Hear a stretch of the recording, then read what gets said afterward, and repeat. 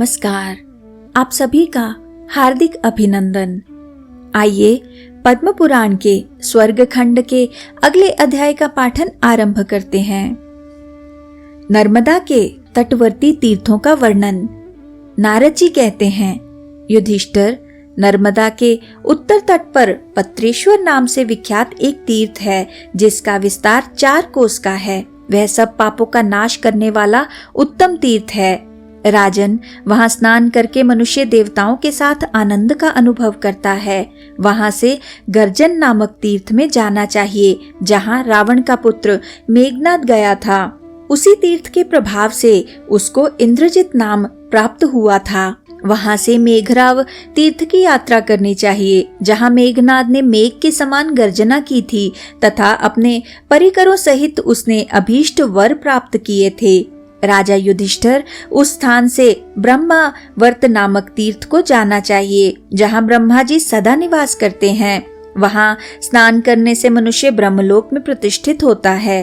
तदनंतर अंगारेश्वर तीर्थ में जाकर नियमित आहार ग्रहण करते हुए नियम पूर्वक रहे। ऐसा करने वाला मनुष्य सब पापों से शुद्ध हो रुद्रलोक में जाता है।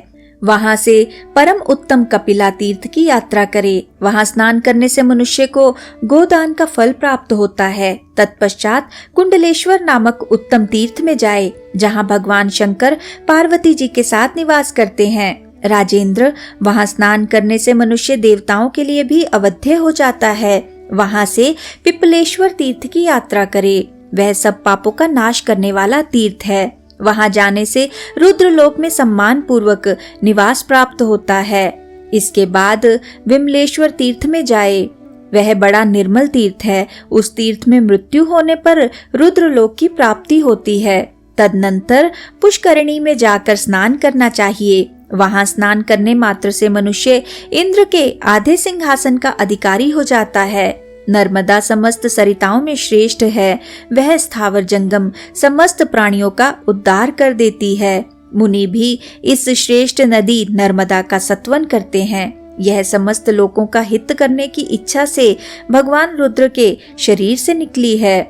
यह सदा सब पापों का अपहरण करने वाली और सब लोगों के द्वारा अभिवंदित है।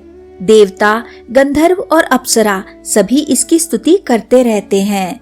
नमः पुण्य जले आधे, नमः सागर गामिनी, नमोस्तुते ऋषिगणे शंकर देहिनी श्रुते, नमोस्तुते धर्मभृते वरानने, नमोस्तुते देवगणैक वंदिते, नमोस्तुते सर्व पवित्र पावने, नमस्तुते सर्व जगत सुपूजिते। पुण्य सलिला नर्मदा, तुम सब नदियों में प्रधान हो। तुम्हें नमस्कार है। सागर गामिनी, तुमको प्रणाम है। ऋषि गणों से पूजित तथा भगवान शंकर के श्री विग्रह से प्रकट हुई नर्मदे, तुम्हें बारंबार नमस्कार है। सुमुखी, तुम धर्म को धारण करने वाली हो। तुम्हें प्रणाम है। देवताओं का समुदाय तुम्हारे चरणों में मस्तक झुकाता है। तुम्हें नमस्कार है। देवी, तुम समस्त पवित्र वस्तुओं को भी परम पावन बनाने वाली हो। संपूर्ण संसार तुम्हारी पूजा करता है। तुम्हें बारंबार नमस्कार है। जो मनुष्य प्रतिदिन शुद्ध भाव से इस स्तोत्र का पाठ करता है वह ब्राह्मण हो तो वेद का विद्वान होता है, क्षत्रिय हो तो युद्ध में विजय प्राप्त करता है, वैश्य हो तो व्यापार में लाभ उठाता है और शूद्र हो तो उत्तम गति को प्राप्त होता है। साक्षात भगवान शंकर भी नर्मदा नदी का नित्य सेवन करते हैं। अतः इस नदी को परम पावन समझना चाहिए। यह ब्रह्म हत्या को भी दूर करने वाली है। शूलभद्र नाम से विख्यात एक परम पवित्र तीर्थ है। वहां स्नान करके भगवान शिव का पूजन करना चाहिए। इससे 1000 गोदान का फल मिलता है। राजन, जो उस तीर्थ में महादेव जी की पूजा करते हुए 3 रात तक निवास करता है उसका इस संसार में फिर जन्म नहीं होता। तदनंतर क्रमशः भीमेश्वर, परम उत्तम नर्मदेश्वर तथा महापुण्यमय आदित्येश्वर की यात्रा करनी चाहिए। आदित्येश्वर तीर्थ में स्नान के पश्चात घी और मधु से शिव जी का पूजन करना उचित है। मल्लिकेश्वर तीर्थ में जाकर उसकी परिक्रमा करने से जन्म का पूर्ण फल प्राप्त हो जाता है। वहां से वरुणेश्वर में तथा वरुणेश्वर से परम उत्तम नीराजेश्वर तीर्थ में जाना चाहिए। नीराजेश्वर के पंचायतन पंचदेव मंदिर का दर्शन करने से सब तीर्थों का फल प्राप्त हो जाता है। राजेंद्र, वहां से कोटि तीर्थ की यात्रा करनी चाहिए। वह तीर्थ सर्वत्र प्रसिद्ध है। वहां भगवान शिव ने करोड़ों दानवों का वध किया था, इसलिए उन्हें कोटीश्वर कहा गया है। उस तीर्थ का दर्शन करने से मनुष्य सशरीर स्वर्ग को चला जाता है।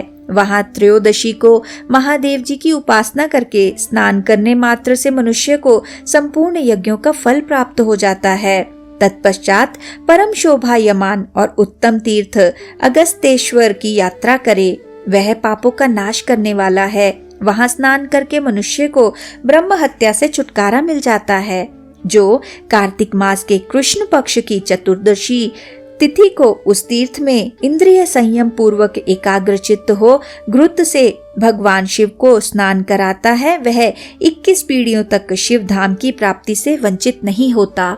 जो वहां सवारी, जूते, छाता, घृतपूर्ण सुवर्ण पात्र तथा भोजन सामग्री ब्राह्मणों को दान करता है, उसका वह सारा दान कोटि गुना अधिक फल देने वाला होता है।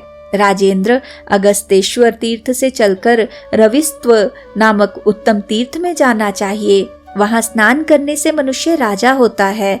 नर्मदा के दक्षिण किनारे एक इंद्र तीर्थ है जो सर्वत्र प्रसिद्ध है। वहां एक रात उपवास करके स्नान करना चाहिए। स्नान के पश्चात विधि पूर्वक भगवान जनार्दन का पूजन करे।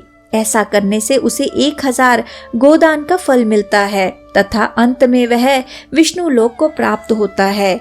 इसके बाद ऋषि तीर्थ में जाना चाहिए।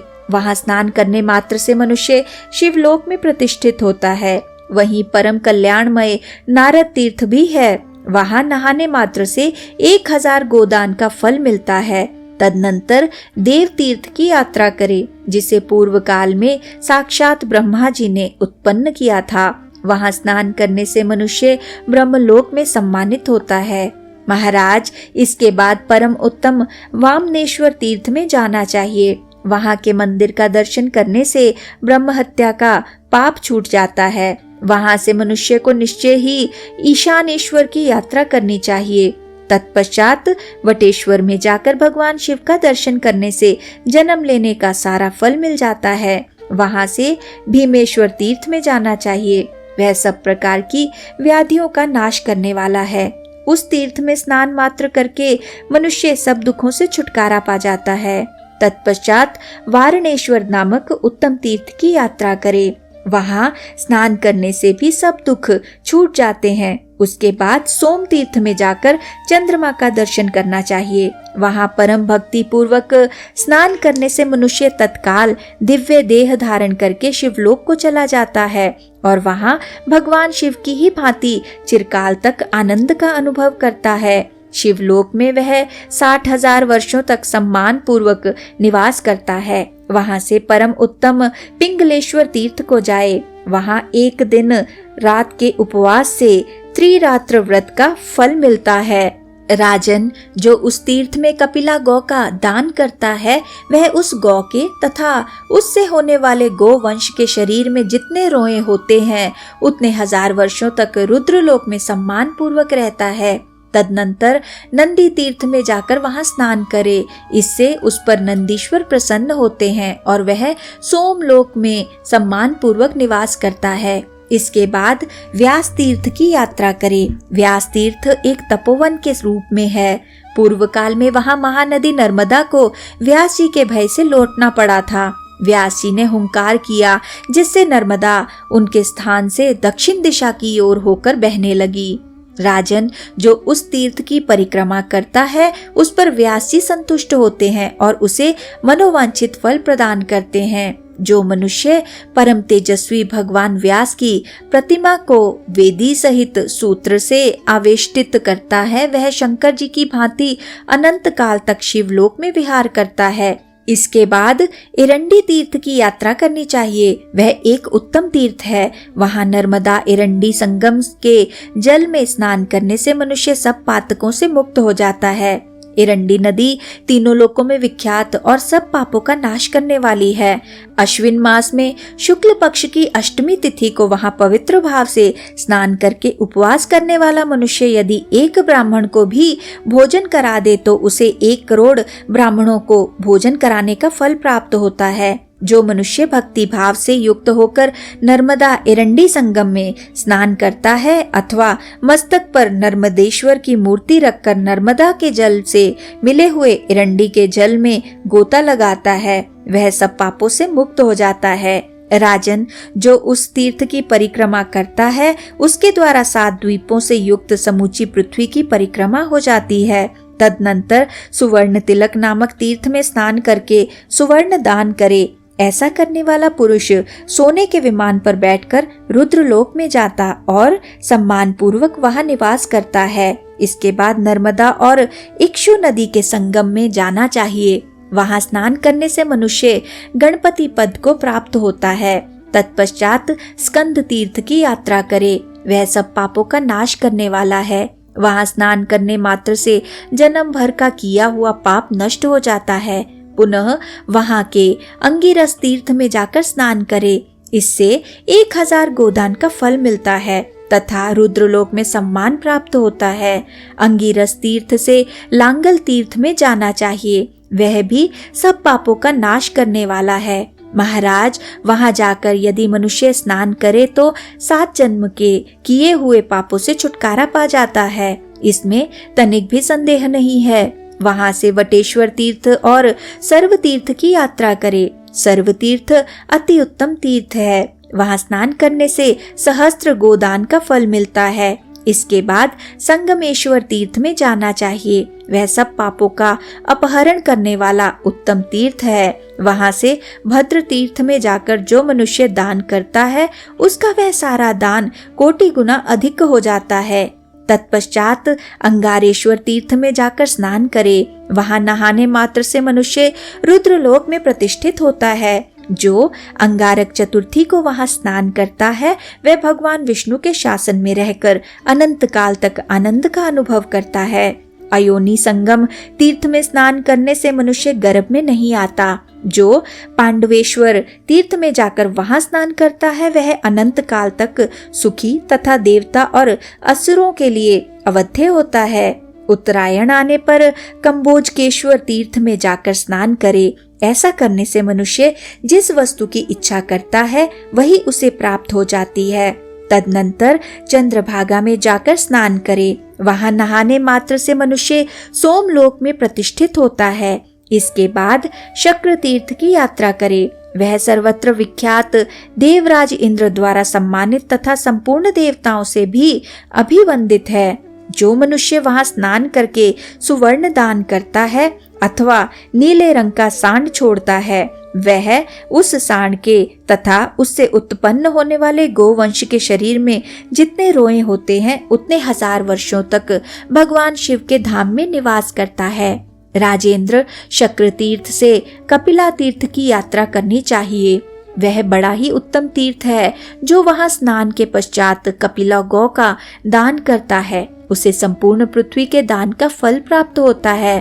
नर्मदेश्वर नामक तीर्थ सबसे श्रेष्ठ है, ऐसा तीर्थ आज तक न हुआ है न होगा। वहां स्नान करने से अश्वमेध यज्ञ का फल प्राप्त होता है तथा मनुष्य इस पृथ्वी पर सर्वत्र प्रसिद्ध राजा के रूप में जन्म ग्रहण करता है। वह सब प्रकार के शुभ लक्षणों से संपन्न तथा समस्त व्याधियों से रहित होता है। नर्मदा के उत्तर तट पर एक बहुत ही सुंदर तथा रमणीय तीर्थ है, उसका नाम है आदित्यायतन। उसे साक्षात भगवान शंकर ने प्रकट किया है। वहां स्नान करके यथाशक्ति दिया हुआ दान उस तीर्थ के प्रभाव से अक्षय हो जाता है। दरिद्र, रोगी तथा पापी मनुष्य भी वहां स्नान करके सब पापों से मुक्त होते और भगवान सूर्य के लोक में जाते हैं।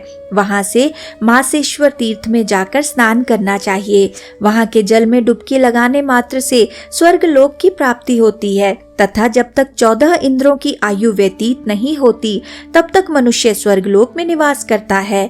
तदनंतर मासेश्वर तीर्थ के पास ही जो नागेश्वर नाम का तपोवन है उसमें निवास करे और वहां एकाग्रचित्त हो स्नान करके पवित्र हो जाए। जो ऐसा करता है वह अनंत काल तक नाग कन्याओं के साथ विहार करता है। तत्पश्चात कुबेर भवन नामक तीर्थ की यात्रा करे, वहां से कालेश्वर नामक उत्तम तीर्थ में जाए, जहां महादेव जी ने कुबेर को वर देकर संतुष्ट किया था। महाराज, वहां स्नान करने से सब प्रकार की संपत्ति प्राप्त होती है। उसके बाद पश्चिम दिशा की ओर मारुताल्य नामक उत्तम तीर्थ की यात्रा करे और वहां स्नान करके पवित्र एवं एकाग्र चित्त होकर बुद्धिमान पुरुष यथाशक्ति सुवर्ण और अन्न का दान करे। ऐसा करने से वह पुष्पक विमान के द्वारा वायुलोक में जाता है। युधिष्ठिर, माघ मास में यम तीर्थ की यात्रा करनी चाहिए। माघ कृष्ण चतुर्दशी को जो वहां स्नान करता है, दिन में उपवास करके रात में भोजन करता है, उसे गर्भवास की पीड़ा नहीं भोगनी पड़ती। तदनंतर सोम तीर्थ में जाकर स्नान करे। यह सोम तीर्थ दूसरा है। पहले जिसका वर्णन आया है वह इससे भिन्न है। वहां गोता लगाने मात्र से मनुष्य सब पापों से छुटकारा पा जाता है। महाराज, जो उस तीर्थ में चांद्रायण व्रत करता है वह सब पापों से शुद्ध होकर सोमलोक में जाता है। सोम तीर्थ से स्तंभ तीर्थ में जाकर स्नान करे। ऐसा करने से मनुष्य सोमलोक में प्रतिष्ठित होता है। इसके बाद विष्णु तीर्थ की यात्रा करे। वह बहुत ही उत्तम तीर्थ है और योधनीपुर के नाम से विख्यात है। वहां भगवान वासुदेव ने करोड़ों असुरों के साथ युद्ध किया था। युद्ध भूमि में उस तीर्थ की उत्पत्ति हुई है। वहां स्नान करने से भगवान विष्णु प्रसन्न होते हैं। जो वहां एक दिन रात उपवास करता है उसका ब्रह्म हत्या जैसा पाप भी दूर हो जाता है। तत्पश्चात तापसेश्वर नामक उत्तम तीर्थ में जाना चाहिए। वह अमोहक तीर्थ के नाम से विख्यात है। वहां पितरों का तर्पण तथा पूर्णिमा और अमावस्या को विधि पूर्वक श्राद्ध करना चाहिए। वहां स्नान के पश्चात पितरों को पिंड दान करना आवश्यक है। उस तीर्थ में जल के भीतर हाथी के समान आकार वाली बड़ी बड़ी चट्टानें हैं। उनके ऊपर विशेषतः वैशाख मास में पिंडदान करना चाहिए। ऐसा करने से जब तक यह पृथ्वी कायम रहती है तब तक पितरों को पूर्ण तृप्ति बनी रहती है। महाराज, वहां से सिद्धेश्वर नामक उत्तम तीर्थ की यात्रा करे। वहां स्नान करने से मनुष्य गणेश जी के निकट जाता है। उस तीर्थ में जहां जनार्दन नाम से प्रसिद्ध लिंग है, वहां स्नान करने से विष्णु लोक में प्रतिष्ठा होती है। सिद्धेश्वर में अंधोन तीर्थ के समीप स्नान, दान, ब्राह्मण भोजन तथा पिंड दान करना उचित है। उसके आधे योजन के भीतर जिसकी मृत्यु होती है उसे मुक्ति प्राप्त होती है। अंधोन में विधि पूर्वक पिंडदान देने से पितरों को तब तक तृप्ति बनी रहती है जब तक चंद्रमा और सूर्य की सत्ता है। उत्तरायण प्राप्त होने पर जो स्त्री या पुरुष वहां स्नान करते और पवित्र भाव से भगवान सिद्धेश्वर के मंदिर में रहकर प्रातः काल उनकी पूजा करते हैं, उन्हें सत्पुरुषों की गति प्राप्त होती है। वैसी गति संपूर्ण महायज्ञों के अनुष्ठान से भी दुर्लभ है। नारद जी कहते हैं, युधिष्ठिर, तदनंतर भक्ति पूर्वक भार्गवेश्वर तीर्थ की यात्रा करे। वहां स्नान करने से मनुष्य सब पापों से मुक्त हो जाता है। पांडुनंदन, अब शुक्ल तीर्थ की उत्पत्ति का प्रसंग श्रवण करो। एक समय की बात है, हिमालय के रमणीय शिखर पर भगवान शंकर अपनी पत्नी उमा तथा पार्षद गणों के साथ बैठे थे। उस समय मार्कंडेय जी ने उनसे पूछा, देवदेव महादेव, मैं संसार के भय से डरा हुआ हूँ। आप मुझे कोई ऐसा उपाय बताइए जिससे सुख प्राप्त हो सके। महेश्वर, जो तीर्थ संपूर्ण तीर्थों में श्रेष्ठ हो उसका मुझे परिचय दीजिए। भगवान शिव बोले, ब्राह्मण, तुम महान पंडित और संपूर्ण शास्त्रों में कुशल हो। मेरी बात सुनो। दिन में या रात में किसी भी समय शुक्ल तीर्थ का सेवन किया जाए तो वह महान फलदायक होता है। उसके दर्शन और स्पर्श से तथा वहां स्नान, ध्यान, तपस्या, होम एवं उपवास करने से शुक्ल तीर्थ महान फल का साधक होता है। नर्मदा नदी के तट पर स्थित शुक्ल तीर्थ महान पुण्यदायक है। चाणक्य नाम के राजऋषि ने वहीं सिद्धि प्राप्त की थी। यह क्षेत्र 4 कोस के घेरे में प्रकट हुआ है। शुक्ल तीर्थ परम पुण्यमय तथा सब पापों का नाशक है। वहां के वृक्षों का शिखा का भी दर्शन हो जाए तो ब्रह्महत्या दूर हो जाती है। मुनि श्रेष्ठ, इसलिए मैं यहाँ निवास करता हूँ। परम निर्मल वैशाख मास के कृष्ण पक्ष की चतुर्दशी को तो मैं कैलाश से भी निकलकर यहाँ आ जाता हूँ। जैसे धोबी के द्वारा जल से धोया हुआ वस्त्र सफेद हो जाता है, उसी प्रकार शुक्ल तीर्थ भी जन्म भर के संचित पाप को दूर कर देता है। मुनिवर मार्कंडे, वहाँ का स्नान और दान अत्यंत पुण्यदायक है। शुक्ल तीर्थ से बढ़कर दूसरा कोई तीर्थ न तो हुआ है और न होगा ही। मनुष्य अपनी पूर्वावस्था में जो जो पाप किए होते हैं उन्हें वह शुक्ल तीर्थ में एक दिन रात के उपवास से नष्ट कर डालता है। वहाँ मेरे निमित्त दान देने से जो पुण्य होता है वह सैकड़ों यज्ञों के अनुष्ठान से भी नहीं हो सकता। जो मनुष्य कार्तिक मास के कृष्ण पक्ष की चतुर्दशी को वहां उपवास करके घी से मुझे स्नान कराता है, वह अपनी 21 पीढ़ियों के साथ मेरे लोक में रहकर कभी वहां से भ्रष्ट नहीं होता। शुक्ल तीर्थ अत्यंत श्रेष्ठ है। ऋषि और सिद्धगण उसका सेवन करते हैं। वहां स्नान करने से पुनर्जन्म नहीं होता। जिस दिन उत्तरायण या दक्षिणायन का प्रारंभ हो, चतुर्दशी हो, संक्रांति हो अथवा विषुव नामक योग हो, उस दिन स्नान करके उपवास पूर्वक मन को वश में रखकर समाहित चित्त हो यथाशक्ति वहां दान दे तो भगवान विष्णु तथा हम प्रसन्न होते हैं। शुक्ल तीर्थ के प्रभाव से वह सब दान अक्षय पुण्य का देने वाला होता है। जो अनाथ, दुर्दशाग्रस्त अथवा सनाथ ब्राह्मण का भी उस तीर्थ में विवाह कराता है, उस ब्राह्मण के तथा उसकी संतानों के शरीर में जितने रोए होते हैं उतने 1000 वर्षों तक वह मेरे लोक में प्रतिष्ठित होता है। नारद जी कहते हैं, राजा युधिष्ठिर, शुक्ल तीर्थ से गोतीर्थ में जाना चाहिए। उसका दर्शन करने मात्र से मनुष्य पाप रहित हो जाता है। वहां से कपिला तीर्थ की यात्रा करनी चाहिए। वह एक उत्तम तीर्थ है। राजन, वहां स्नान करके मानव सहस्त्र गोदान का फल प्राप्त करता है। ज्येष्ठ मास आने पर विशेषतः चतुर्दशी तिथि को उस तीर्थ में उपवास करके जो मनुष्य भक्ति पूर्वक घी का दीपक जलाता, घृत से भगवान शंकर को स्नान कराता, घी सहित श्रीफल का दान करता तथा अंत में प्रदक्षिणा करके घंटा और आभूषणों के सहित कपिला गौ को दान में देता है, वह साक्षात भगवान शिव के समान होता है तथा इस लोक में पुनः जन्म नहीं लेता।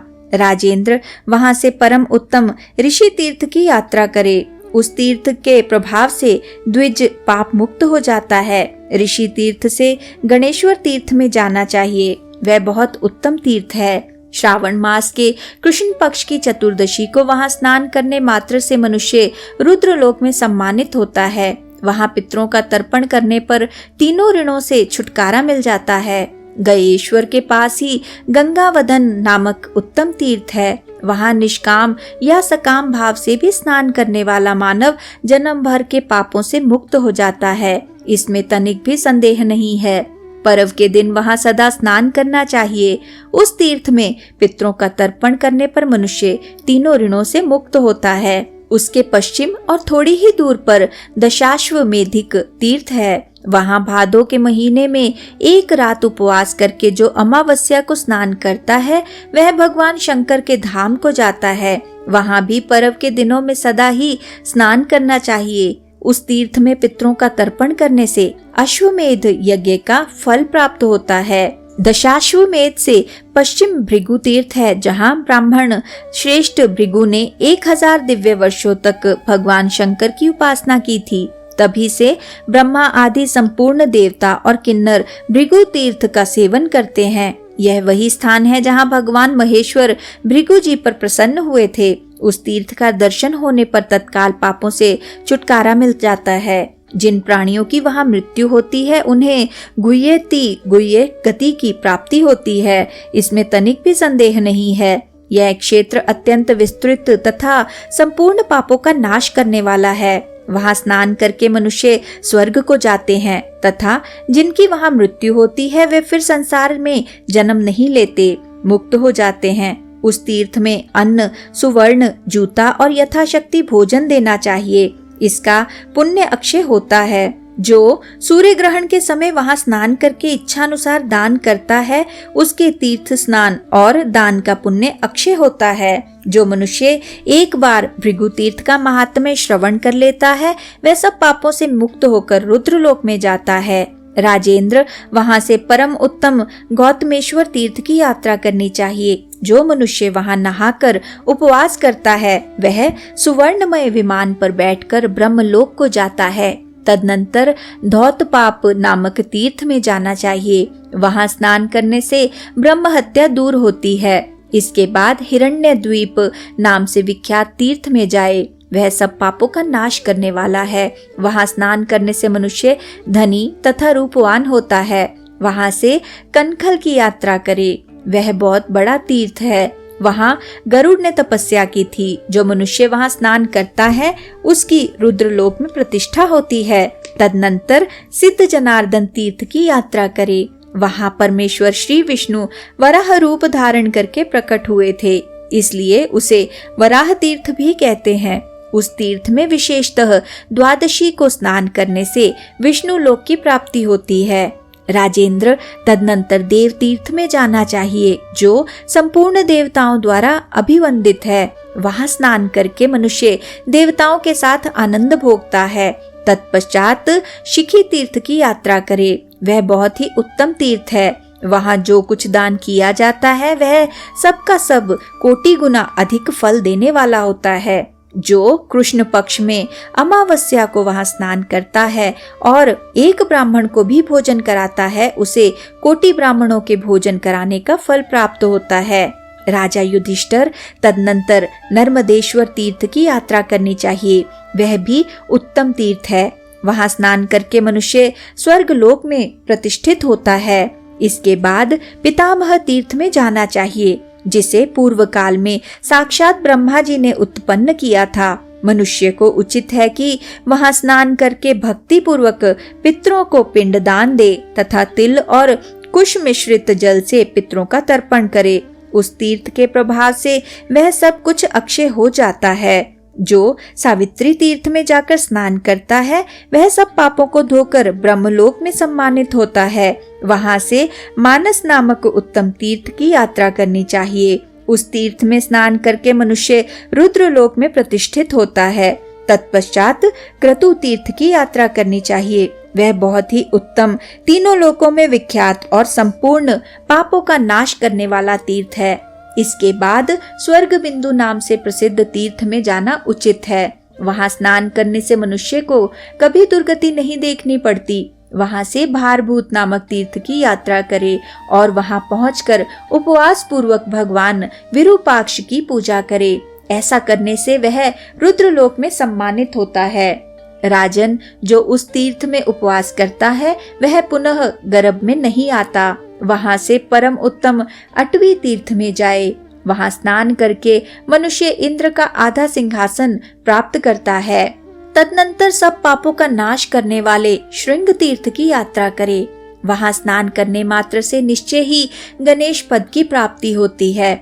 पश्चिम समुद्र के साथ जो नर्मदा का संगम है वह तो मुक्ति का दरवाजा ही खोल देता है। वहां देवता, गंधर्व, ऋषि, सिद्ध और चारण तीनों संध्याओं के समय उपस्थित होकर देवताओं के स्वामी भगवान विमलेश्वर की आराधना करते हैं। विमलेश्वर से बढ़कर दूसरा कोई तीर्थ न हुआ है और न होगा। जो लोग वहां उपवास करके विमलेश्वर का दर्शन करते हैं वे सब पापों से शुद्ध हो रुद्रलोक में जाते हैं। राजेंद्र, वहां से परम उत्तम केशिनी तीर्थ की यात्रा करनी चाहिए।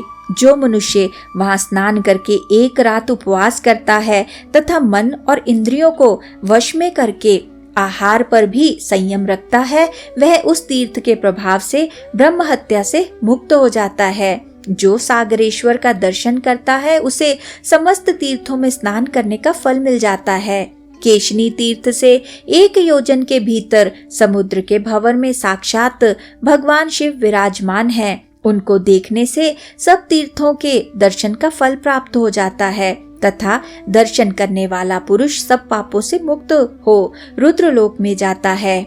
महाराज, अमरकंटक से लेकर नर्मदा और समुद्र के संगम तक जितनी दूरी है उसके भीतर 10 करोड़ तीर्थ विद्यमान हैं। एक तीर्थ से दूसरे तीर्थ को जाने के जो मार्ग हैं उनका करोड़ों ऋषियों ने सेवन किया है।